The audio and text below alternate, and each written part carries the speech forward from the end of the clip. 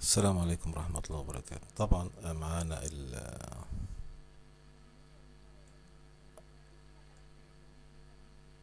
الفوركس زي ما احنا شايفين كده. ناخد هنا الشهري. ما تلاقي لما نيجي نغذي الشهر اللي فات، نفتح النجاتية. فتحنا النجاتية زي ما انت شايف، هنلاقي الشهر اللي فات ده الهاي 1345 واللو 1240 واغلق على 1323 بالتالي هقول له اديني النجاتية. اداني النجاتية، بيقول لي نقطة ارتكازك 1303 و25، وبالتالي أول نقطة هبوط 1292، تاني نقطة 1260، تالت نقطة 1219 في حال كسر نقطة الارتكاز. تعال نشوف احنا عملنا ايه بقى. نجيب الاوردرات اللي هي ادي الذهب اهوت سيل، يعني بيع عشان كسر نقطة الارتكاز. بعت انا فين؟ اول ما كسر نقطة الارتكاز اللي هي 1203 بعت على 1300 1303 ولا ايه. بعت انا 1300، خلاص كسر نقطة الارتكاز وحطيت له تارجت 1280. دي بقى من عن طريق الديلي. خلاص بالفعل وصل لي 1280. 1280 اهو باللون اخضر. انا هو بيشتغل لوحده، بيتنفذ لوحده، اوردر يتنفذ لوحده. هتفي 949 دولار ونص. دي بس كده برنامج القلب الاحمر. مغامرة مني دخلت اوردر تاني. المفروض ان هو هنا هوت جاب اللو بتاعه كام زي ما انت شايفه.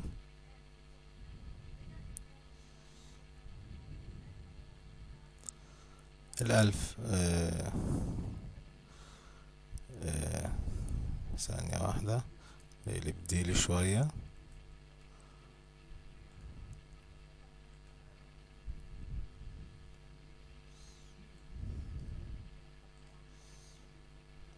آه 4 ساعات. بص هنا اللو 1277. طبعا انا حطيته 1280 وطلع لنا الربحية الحمد لله زي ما انت شايف كده. طبعا انت كان معاك على فكرة هو نفس المحفظة. وصلت كان في 50، بين النهاردة في 2367 دولار. طب ازاي؟ تعال نشوف تواريخ الايام من امتى. افتح لك الايام. انت شايفها كده من على الشمال 2014 شهر 4 بداية الاوردرات. اخر اوردر اتنفذ النهاردة كان 23. دي كانت مضاربة سريعة على زوج العملة الدولارين. عملنا شراء وهو اتباع لوحده، لان انا كنت حطيت عن 102.42 اللي هو زوج عملة الدولار ين اللي هو دوت. لاحظ كده هنا 102.52 شغال اهوت، وانا كنت حاطه 102.42. لازم تحط، انا بحطه بفرق اضمن عشان ما يرجعش يلف ويعمل لي خسارة. تعال نشوف بقى المكسب الحمد لله او الربحية من امتى. من 15/4/2014. ادي 1 2 3 4، ادي 4 اوردرات في اليوم ده يوم 15. وبعدين يوم 16 1 2 3 4 5 اوردرات. وبعدين 17 اوردر واحد، 18 اوردر واحد، 22 اوردر واحد، 23 في ده اوردر اتنفذ. لكن في بقية الاوردرات لما نيجي نبص يعني من يوم 15 ل23 يعني 8 ايام تقريبا. الحمد لله بفضل الله تعالى محققين 2367 دولار. ولسه في اوردرات مفتوحة زي ما انت شايفها. في اوردرين بالسالب، في 4 اوردرات بالموجب. طبعا الاوردر الاولاني ده انا ضربته غلط، المفروض كنت اضربه، كنت عايز اعمله ماستر $1. لكن ما خدش بالي، ودي برضو من النقط المهمة جدا انك تخلي بالك، موضوع 1 سنت، انك تحط الاوردر ازاي ما يبقاش على عجالة يعني. دي اوردرات كلها انا سايبها مفتوحة، وحاطط البروفيت بتاعي اللي انا عايز اخد فيه فين. يعني مثال الذهب برضو تاني ما زلنا بنشوف عند 1220 تقريبا، ممكن ينزل ليها، ممكن لسه قدامه 1260 طبعا، وعنده 1219 داون. ده على المستوى الشهري. الشهر لو اتقفل اللي هو بقى يعتبر بكرة تقريبا، لا لسه بكرة وبعده الأسبوع يقفل، ونشوف الدنيا هيكون فيها ايه. عندي بعد كده الباوند ين برضو مديله تارجت على 170.8. فأنا عايز أقول من الآية اشتغل بقلب جاري وقلب جامد، متخافش من حاجة. البرنامج بيقول كذا، أنا وريتكم حاجة عملية، كسر نقطة الارتكاز، دخلت بيع على طول. اشتغل فوق نقطة الارتكاز، بدخل شراء على طول. دي نقطة مهمة، ولكن مع الحذر، لأن ممكن يلف في ثانية، فبتكون أنت صاحي وواعي وما تخافش من حاجة. حتة إنه يلف ويطلع نقطة ارتكاز أو فيها بحاجة بسيطة، ده معناته إنه احتماليتين إن هو يطلع يجرب وينزل تاني، أو يطلع ويخترق. فديت تخلي بالك منها. طبعا انت شايفه دوت الاسعار بتتحرك اب وداون. النتيجة في الاخر انا دلوقتي لو بعت كل الاوردرات دول مرة واحدة هدخل كمان $200 للمحفظة. ده كده باختصار شديد، حبيت اوريكم حاجة عملية. والسلام عليكم ورحمة الله وبركاته. بعد 10 دقايق بالظبط زي ما انت شايف الاوردرات ابتدت تمشي في طريقها الصحيح للاب، عدا اوردرين لسه ما اتجهوش لمكانهم الصحيح.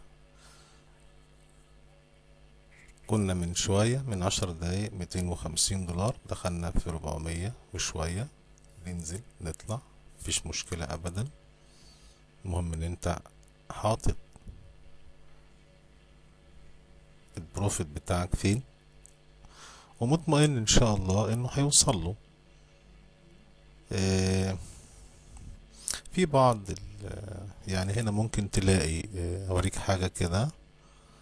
عندنا مثلا الاوردر ده اللي هو نيوزيلندي دولار. نيوزيلندي دولار ده كان شراء، بص شراء فين؟ 85 86. خلاص، ان هو انهي نيوزيلندي دولار. طبعا انا كان عندي نيوزيلندي دولار اللي هو دوت، واللي هو ده اللي هو البسيط ده ب1 سنت. دخلنا عملنا عملية باي، شراء يعني. وبعدين آه، اكتفيت بأوردر واحد، كان ممكن يبقى النهاردة دلوقتي الوضع مختلف تماما. ده عملته امبارح وخرجت منه على طول يعني. بص من شوية كنا 400 وشوية، الوقت نزلنا 300 وشوية 350. الحالة صاعدة ونازلة، مفيش مشكلة أبدا. أنت بتحط الأوردر بتاعك، وبتشوف أنت عايز تروح فين وتيجي منين وعايز تعمل إيه. يعني نيوزيلندي ين اللي هو دوت عديلي زي ما أنت شايفه، وأنا حاطط البروفيت بتاعي هنا، مش عايز أكتر من كده. طبعا فرق كبير طبعا، يعني انت بتلاقي من 87 85 ل89 80، حوالي قد ايه بقى؟ 200. يعني المفروض انت بتشتغل على بروفيت مثلا 30 نقطة، 20 نقطة، 50 نقطة، 40 نقطة كده يعني. لكن برنامج النجاتية اداني قوة قلب، واداني ثقة في النفس، ان انا لا عارف ممكن ان شاء الله بنروح فين. اي نعم في بعض الاحيان بخطأ، بس الخطأ هنا بيبقى نفسي وليس من البرنامج. هي دي المشكلة، الخطأ النفسي. انا نفسي ممكن اخطأ واخسر، لكن بفضل الله تعالى زي ما انت شايف الاوردرات حتى الان مفيش اوردر فيها انضرب بالسالب، كله الحمد لله رب العالمين زي ما انت شايفه كده بالموجب اهوت. يعني احنا كنا 50 مثلا، كله موجب موجب موجب موجب موجب زي ما انت شايفه، الحمد لله. فهي الفكرة صبر وتركيز، بس صبر وتركيز مع الأرقام عشان تقدر تنفذ صح بفضل الله تعالى.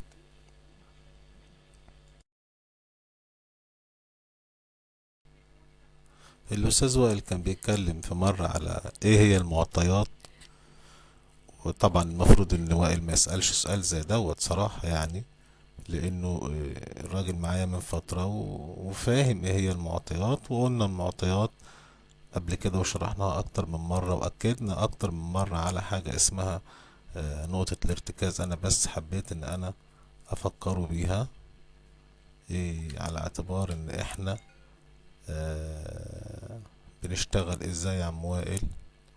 انت عارف كويس جدا شغلنا وطريقتنا، والبرنامج ده اتشرح وانت معاك انت كتير قوي اتشرح يعني. فلما نيجي نبص هنا على نقطة الارتكاز 1303 ده في الذهب، كسروا. تمام. بعد ما كسروا المفروض انا بعمل ايه؟ بخش بياع، وانت المفروض تكون عارف كده. الماوس علق، مش عارف في حاجة حصلت.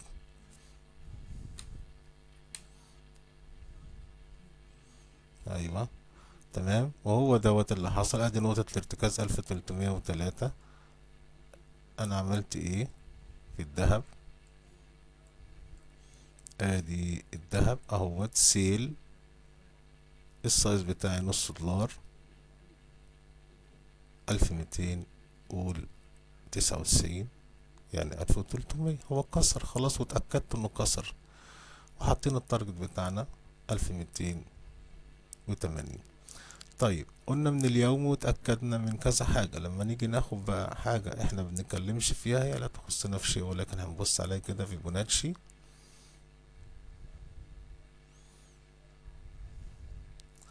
ادي في بوناتشي الارتداد من القمة، الارتداد من القاع. خلاص، الارتداد من القمة وصلنا لحد نسبة 61.8، 1280. عندنا قبليها 1293. ولو انت تاخد بالك من الأرقام في النجاتية 2،